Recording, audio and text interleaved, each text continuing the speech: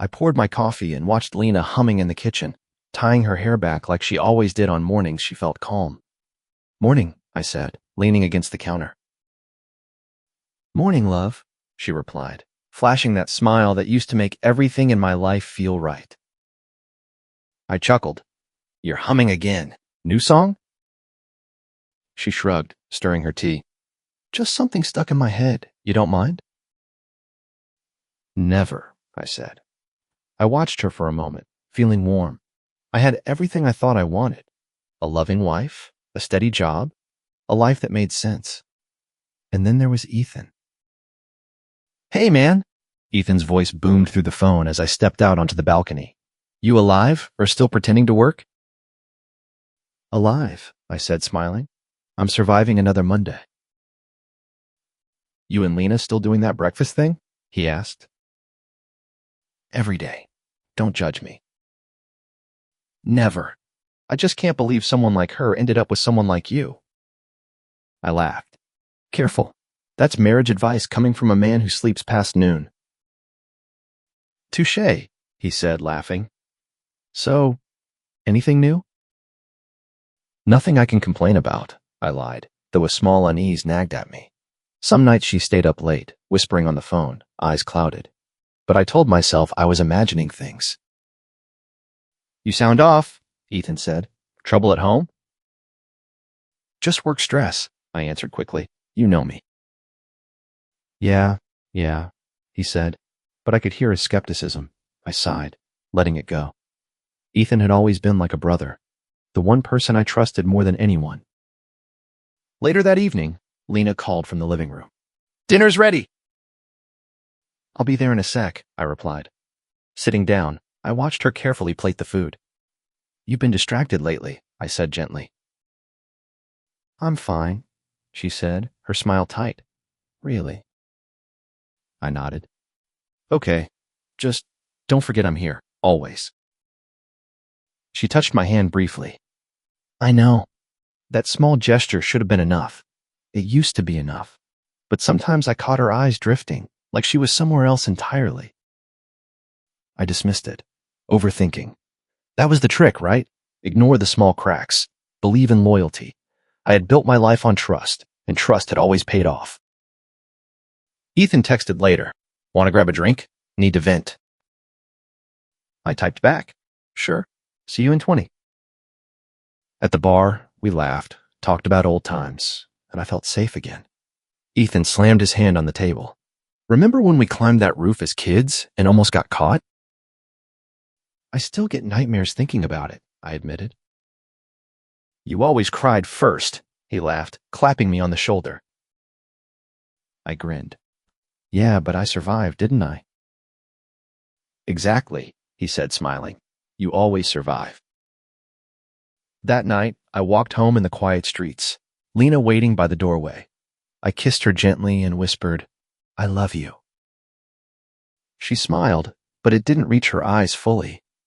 I noticed, of course, but I said nothing, because silence was better than suspicion, better than doubt. I convinced myself it was nothing. And yet, in that stillness, a small voice whispered unease. Something was wrong, but I chose to ignore it, because I trusted her, and I trusted him. And that trust, it was everything. I couldn't sleep.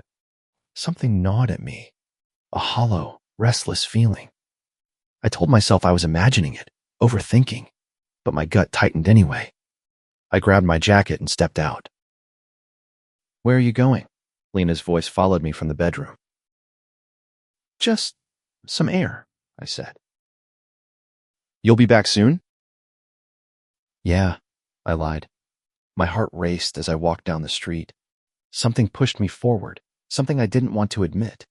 I needed to see. I followed the familiar path she had taken, careful not to be noticed.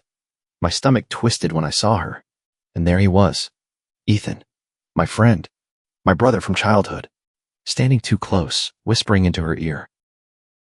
I froze. My hand shook. My chest tightened. "Lena, I can't wait any longer," Ethan said. "Ethan, stop." she replied softly, but her hand lingered on his arm. I couldn't move, couldn't breathe. The world narrowed to their voices, their proximity, the betrayal I had never imagined. Ethan laughed quietly. You always act like you're too good for this world, Lena. But here we are, finally. Maybe we shouldn't, she whispered, but there was no hesitation in her eyes. I wanted to scream. I wanted to run. I wanted to tell them I saw everything and smash the world around me, but I couldn't. My body betrayed me, freezing, shaking, numb.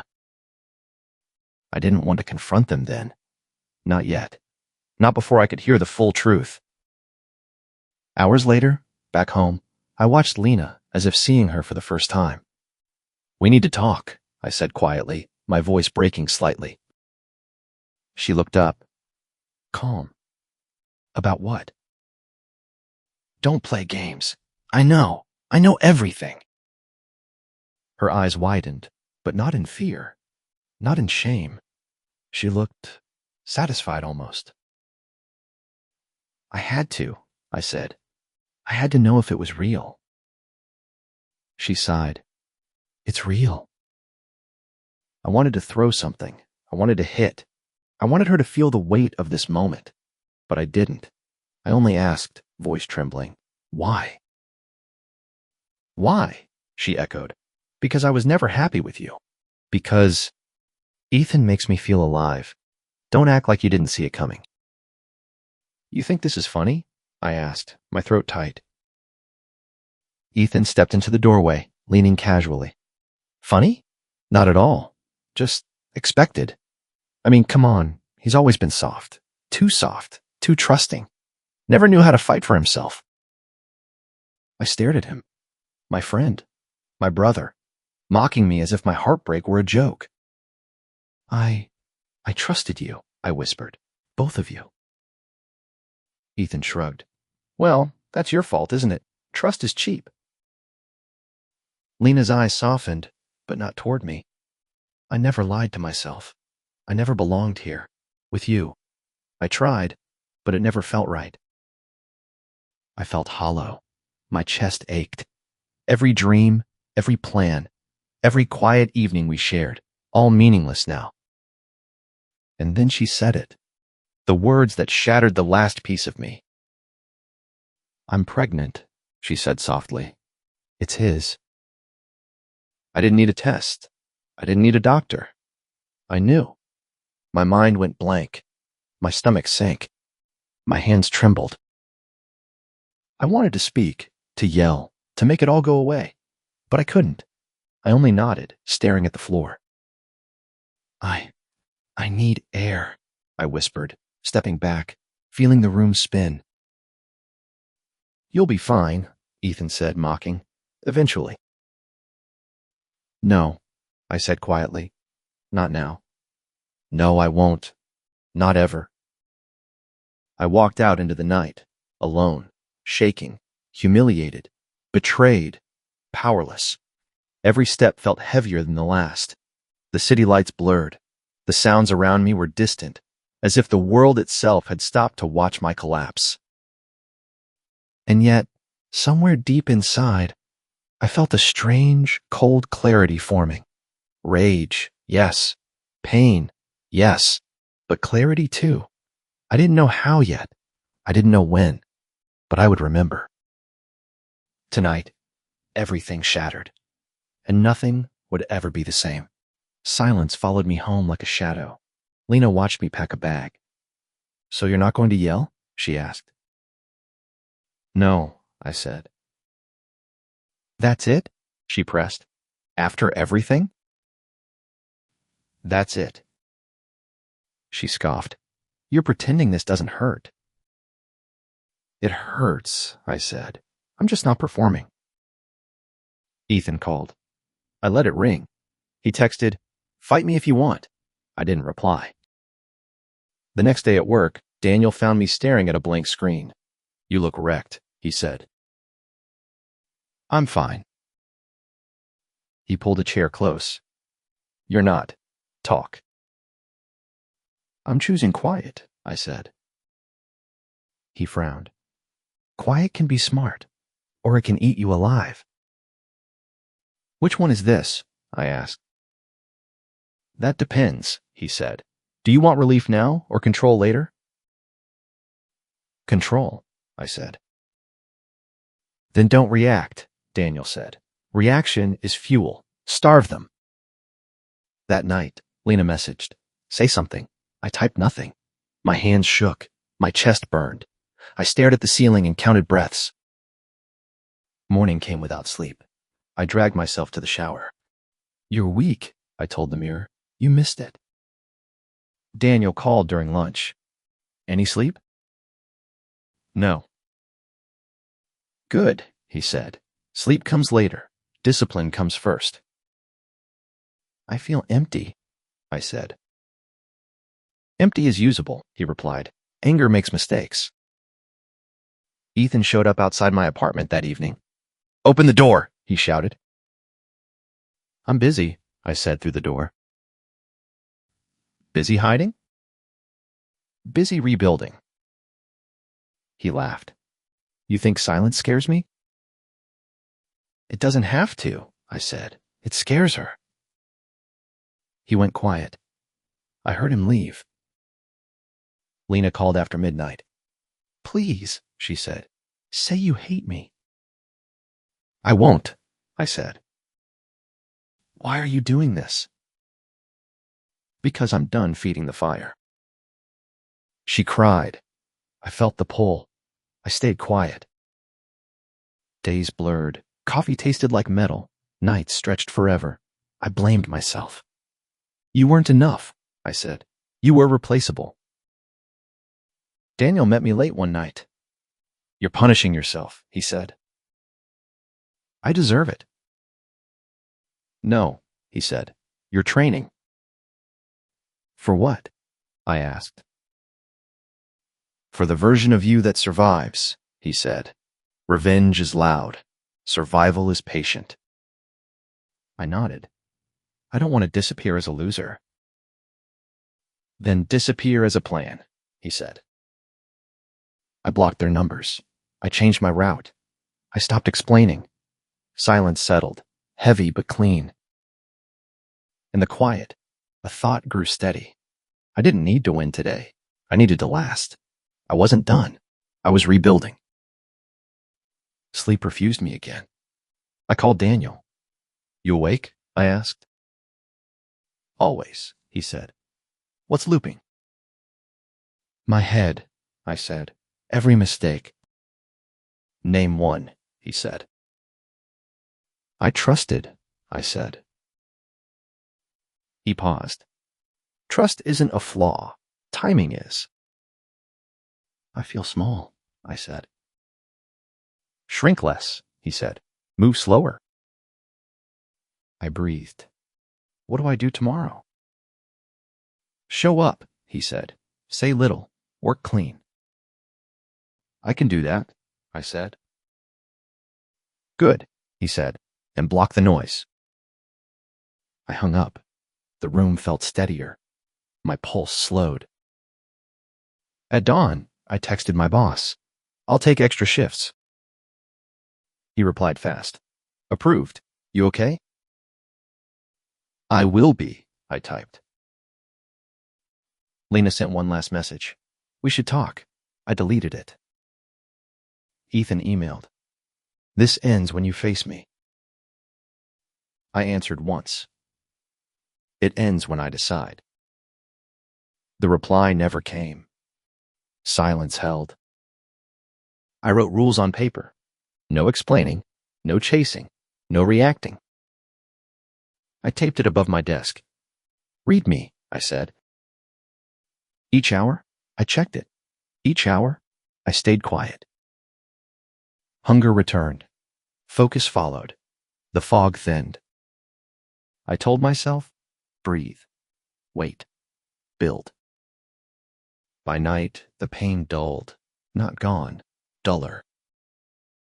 I whispered, survival first. The choice settled. I would vanish carefully. Not to punish them, to protect me. I closed my eyes. Tomorrow had shape. I slept, briefly, holding the quiet. Morning returned. It stood Taylor. The plan stayed silent. I smiled once. "This is mine," I said. No applause followed. That was fine. Silence was working. I stepped forward anyway, quietly, intact. The weapon was chosen. I carried it well. Silence, I learned, could cut deepest. I kept it sharp. I kept walking. This was the turn. I didn't look back. Silence led. I followed. It was enough. For now. I walked into the conference room, trying to keep my face neutral. Claire was already there, reviewing documents. She looked up. "You're quiet," she said. "I like to listen," I replied, unsure why my throat felt tight. She raised an eyebrow. "Most people who say that are just scared to speak." "I'm not scared," I said. "Good. Then speak when you have something worth saying," she said calmly. "Don't waste words." I blinked. Her tone wasn't harsh. It wasn't soft either. It was precise. The meeting started. Claire challenged every idea I presented. "Why this approach?" she asked. "Numbers don't support it." "It's a long-term play," I said. "And what if the long-term fails?" she pressed. "I have contingencies," I said. Her lips twitched, almost a smile. "Good. I want to see more of that thinking, not excuses." Later, she asked, "You're carrying something." I froze. "I don't know what you mean." "Your silence, your eyes. You're protecting something, aren't you?" "I'm cautious," I said. "Caution is fine. Hiding is not. You need to learn the difference." I felt exposed, but strangely safe. She wasn't judging me. She wasn't pitying me. She was seeing me. Days passed. We worked together on presentations, strategy reports, meetings. Every time I started to spiral inward, she asked one question that anchored me. "Why are you doubting yourself?" I guess I lost confidence," I admitted once. "Lost? Or never claimed it?" she asked. "Claimed it," I said quickly. "I've had it before." "Then claim it now," she said. "Right here, right now. Don't wait for approval." Her words hit harder than any lecture, softer than any consolation. I began to realize she wasn't trying to fix me. She was making me face myself. One evening she asked, "Do you have a plan for your life beyond work?" I've been stuck," I said, hesitant. "Then get unstuck," she said. "Stop thinking about what's been done to you. Start thinking about what you can do." "I've been hurt," I whispered. "And so?" she said. "Pain doesn't vanish. You learn how to move through it. You adapt. That's control." I nodded slowly. For the first time, someone wasn't asking me to forgive, to rage, or to collapse. She was asking me to act. "I feel safe to say things around you," I admitted one night. "Good," she said. "I don't want you safe. I want you honest. That's how you rebuild." I realized I was listening to her, really listening. Not because she was nice, but because she demanded clarity from me. She didn't see the tragedy. She saw potential. "You're stronger than you think," she said once during a late-night review. "You just let silence and betrayal define you too long." "I don't know how to stop that," I said. "Step by step," she said. "Start with one choice a day where you act for you, not for revenge, not for anyone else, just you." I began small. I took notes without fear. I spoke up in meetings. I stopped watching my every word, waiting for criticism. Claire never asked about Lena. She never asked about Ethan. She didn't need to. She asked about me, and somehow, that was enough.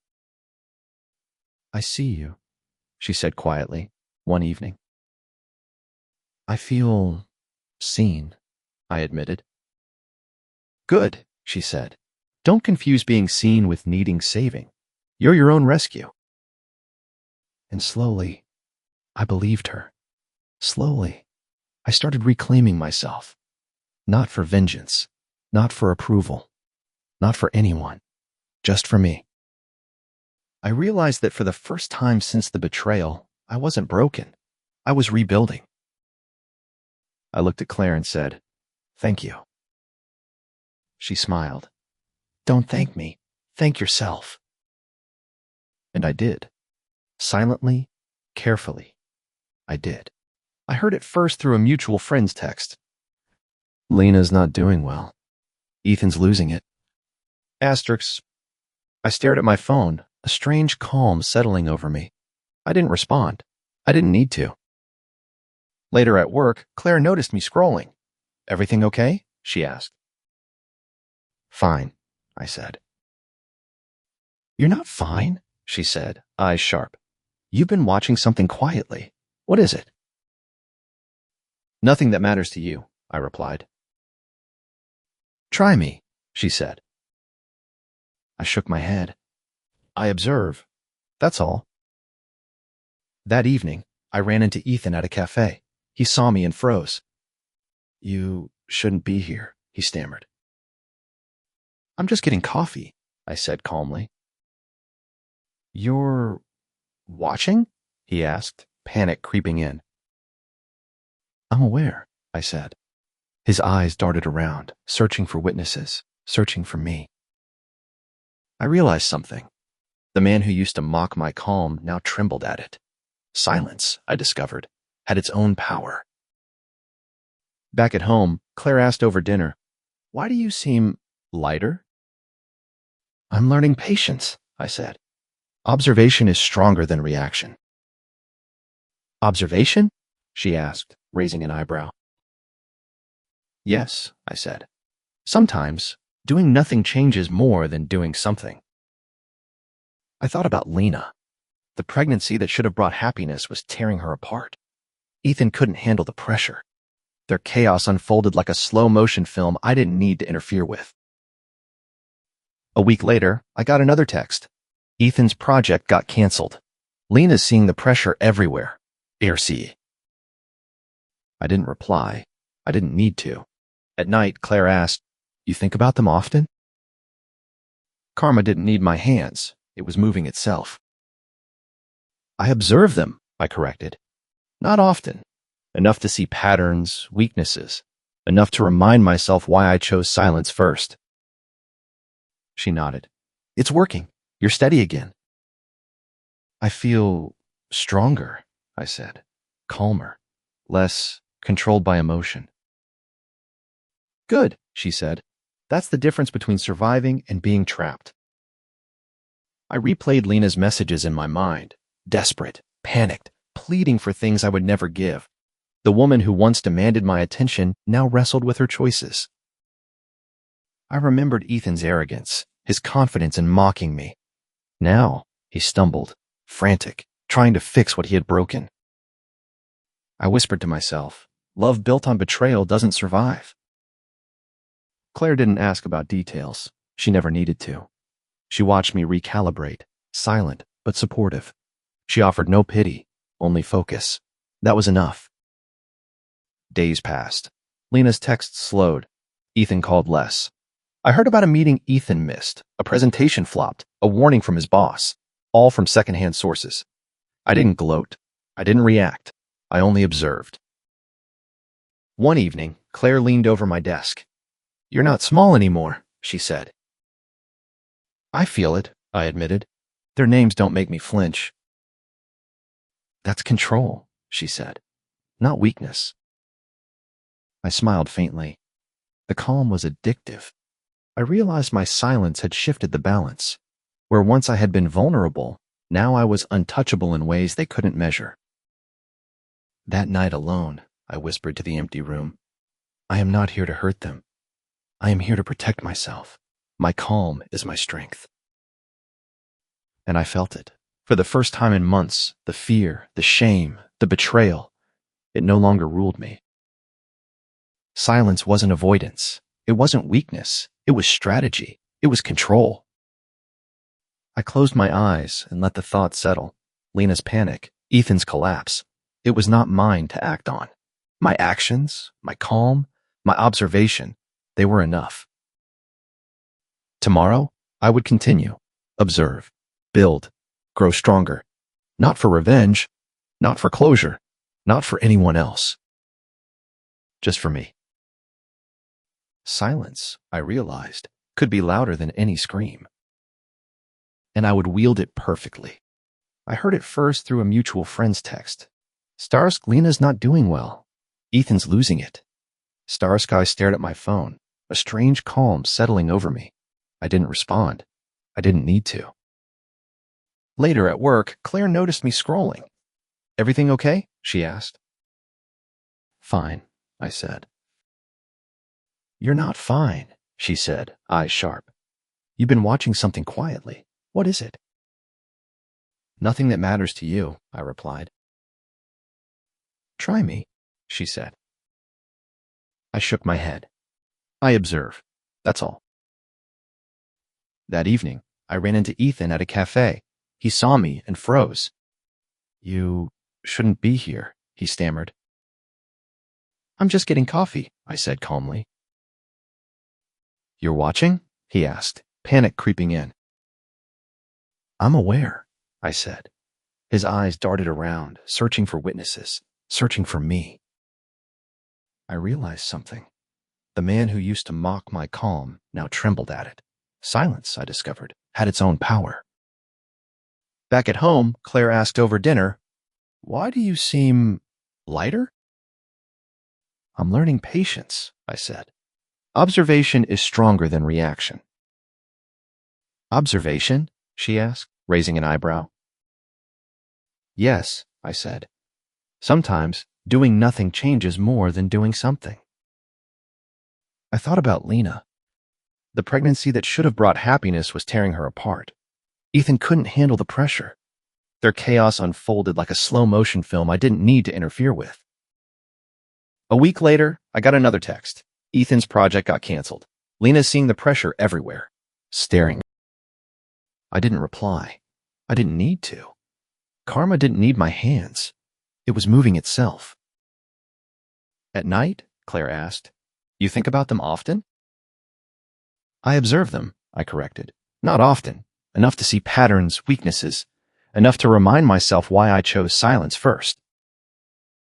She nodded. It's working. You're steady again. I feel stronger, I said. Calmer. Less controlled by emotion. Good, she said. That's the difference between surviving and being trapped. I replayed Lena's messages in my mind, desperate, panicked, pleading for things I would never give. The woman who once demanded my attention now wrestled with her choices. I remembered Ethan's arrogance, his confidence in mocking me. Now, he stumbled, frantic, trying to fix what he had broken. I whispered to myself, love built on betrayal doesn't survive. Claire didn't ask about details. She never needed to. She watched me recalibrate, silent but supportive. She offered no pity, only focus. That was enough. Days passed. Lena's texts slowed. Ethan called less. I heard about a meeting Ethan missed. A presentation flopped. A warning from his boss. All from secondhand sources. I didn't gloat. I didn't react. I only observed. One evening, Claire leaned over my desk. You're not small anymore, she said. I feel it, I admitted. Their names don't make me flinch. That's control, she said, not weakness. I smiled faintly. The calm was addictive. I realized my silence had shifted the balance. Where once I had been vulnerable, now I was untouchable in ways they couldn't measure. That night, alone, I whispered to the empty room. I am not here to hurt them. I am here to protect myself. My calm is my strength. And I felt it. For the first time in months, the fear, the shame, the betrayal. It no longer ruled me. Silence wasn't avoidance. It wasn't weakness. It was strategy. It was control. I closed my eyes and let the thoughts settle. Lena's panic, Ethan's collapse. It was not mine to act on. My actions, my calm, my observation, they were enough. Tomorrow, I would continue. Observe, build, grow stronger. Not for revenge, not for closure, not for anyone else. Just for me. Silence, I realized, could be louder than any scream. And I would wield it perfectly. I adjusted my tie in front of the mirror. You ready?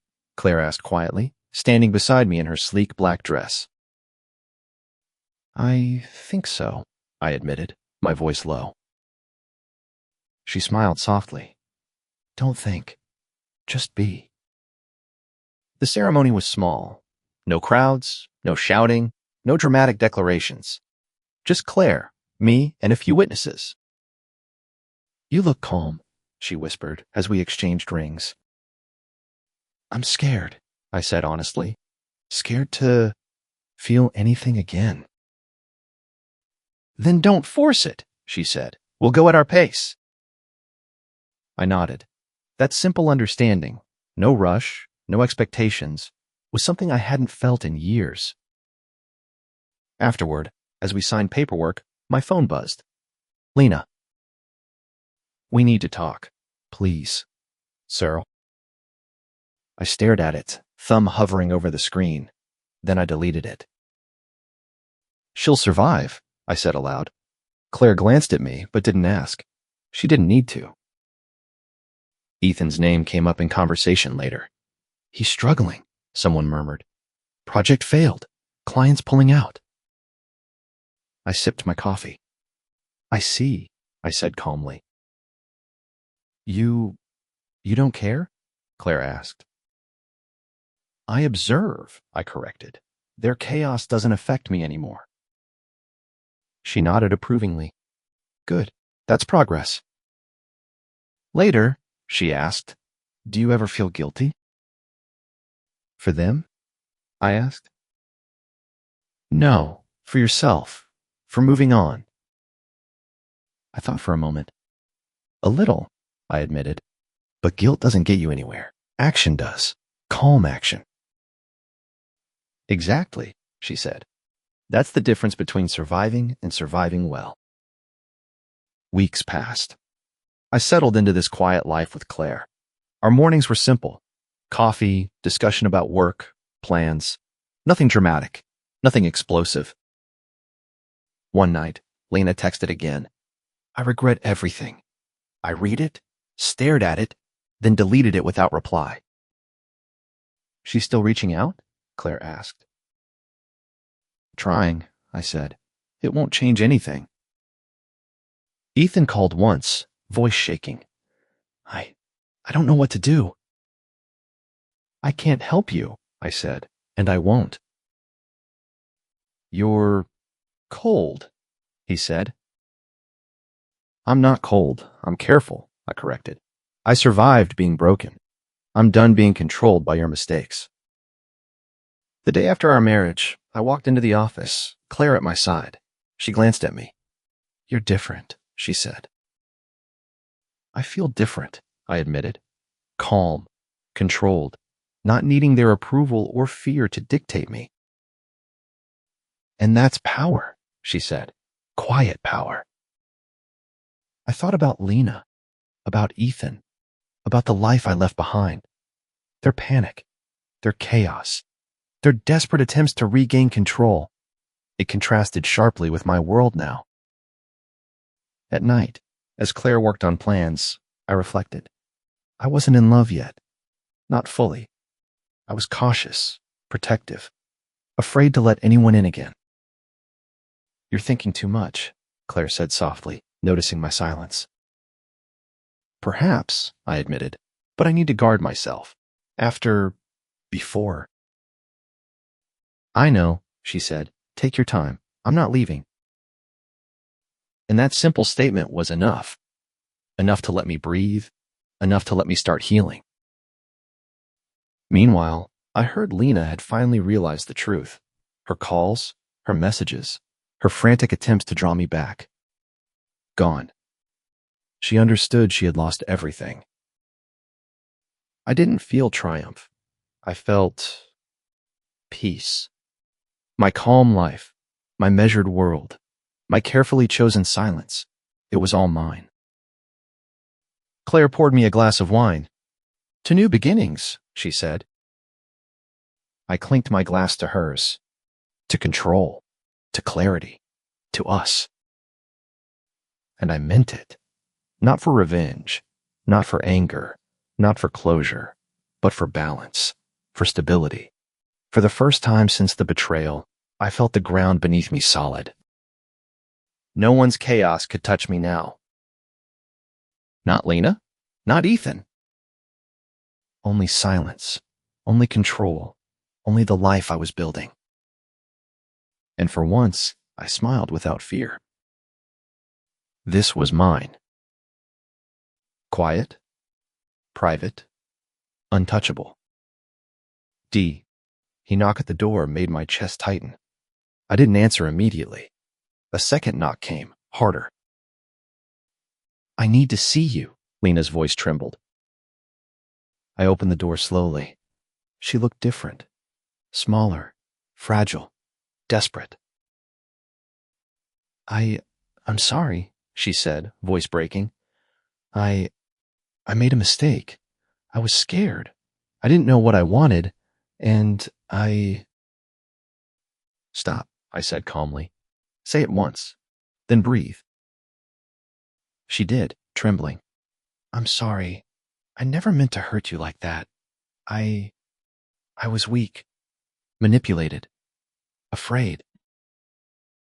I see, I said. My voice didn't crack. Inside, memories screamed. Our laughter, our nights, my trust, Ethan's betrayal, but I didn't show it. Can you forgive me? She whispered, tears rolling down her cheeks. I shook my head slowly. Forgiveness isn't the point anymore. But I need closure. I need you to understand. You understand yourself, I interrupted. I don't need to help you understand me. She flinched, as if the words stung more than she expected. I lost you, she said quietly, almost to herself. You did, I confirmed. I wasn't just betrayed. I was erased. I never wanted that, she said, sobbing. I was confused, afraid of losing everything. I didn't know how to choose. You chose wrong, I said simply. Every time. Not just once. Not just with him. You chose fear over me. Weakness over love. That's your story, Lena, not mine. Her hands shook. Ethan, Gone, I said. Out of your life, out of mine. Exposed. Ruined. Karma doesn't need my hand. She sank into a chair. I didn't think you'd survive it. I thought you'd break. I almost did, I admitted quietly. But I learned something important. Silence, patience, rebuilding. Those are stronger than screams, stronger than revenge, stronger than desperate apologies at midnight. I don't know what to do, she whispered. You already know, I said. Walk away from the life you destroyed. Accept the consequences. Stop reaching for what you can't fix. Her face crumpled. No more words, I said. I'm done listening to explanations. They don't change the past. They don't bring back trust. She shook, sobbing quietly now. I never realized. You never realized me, I said softly. You never realized the man who loved you, who trusted you. That man is gone. He will not return. A pause. Silence stretched. I could feel her regret like a heavy weight in the room. She had wanted me to rage, to yell, to strike. But I didn't. I only watched. calm, controlled, intact. I wish, she started. Don't, I said firmly. No wishes. No trying. You lost your chance. That's all you have now. Regret. Her chest heaved. She buried her face in her hands. I'm so sorry, she whispered again. I know, I said. And that's enough for you. Not for me. For me, the chapter is over. She looked up, eyes red, desperate. Will you ever forgive me? I shook my head slowly. Forgiveness isn't mine to give. Closure is. You have it now. Walk away. Live with what you did. I understand, she said. I didn't say anything else. I closed the door quietly behind her. Standing there, I let out a breath I hadn't realized I'd been holding. Calm returned. The chaos of betrayal, fear, and loss receded. I felt my chest lighten, my mind cleared. The control I had built through silence, patience, and focus held steady. Regret had a sound. It screamed quietly in Lena's voice, in Ethan's downfall, in the emptiness they created. I didn't celebrate. I didn't gloat. I didn't need to. I only stood there, knowing that for the first time in months, I had won. Not through vengeance, not through anger, but through clarity, calm, and closure. And that victory was mine alone. I saw Ethan outside the building, pacing like a caged animal. He froze when he noticed me. You, he hissed. You think you're better than me? I'm not thinking about you, I said calmly. You're walking around like nothing happened, like you didn't lose everything. I shrugged lightly. I lost what you never gave me to begin with. His jaw tightened. You'll regret this. One day you'll see. Perhaps, I said, or perhaps I won't. He took a step closer, eyes burning. You think your silence protects you? That your calm makes you strong? It does, I replied evenly. For me, not for you. You're arrogant, he shouted. Maybe, I said, or maybe I just stopped letting anger rule me. His hands shook, and I realized something. This wasn't about me anymore. He had punished himself. His pride, his envy, his choices. They had already done what no action from me could. You ruined me, he spat. I shook my head slowly. No, you ruined yourself. I merely stepped aside and let reality happen. His face twisted with disbelief. You're happy after everything? I'm calm, I said. That's enough. You think I can't fight back? He demanded. I'm not here to fight, I said quietly, and you're already fighting yourself. He took a deep breath, chest heaving. You don't understand. I understand perfectly, I said. You chose arrogance over loyalty, envy over honesty. You've done all the work for me. You're lucky, he shouted. Luck isn't the word, I corrected. Choice is. You chose poorly, repeatedly. He stepped back, silent for a moment. Then he muttered, I was always better. Not with your pride, I said gently. That's what destroyed you. He opened his mouth again, but no words came. His hands twitched. His eyes were wide, full of fear and regret, not for what I did, but for what he had done to himself. I took a slow step toward the exit. Goodbye, Ethan, I said. He flinched as if the words were a strike. Wait! I didn't turn. There's nothing left for us, nothing to fight over, only silence. And that hurts more than any insult or threat ever could. I walked away. My steps were steady. My chest was light. My mind clear. Behind me, I heard him muttering, his voice cracking. He's untouchable. I lost everything. I didn't glance back. I didn't gloat. I didn't need to. My calm was louder than his anger, more powerful than his threats.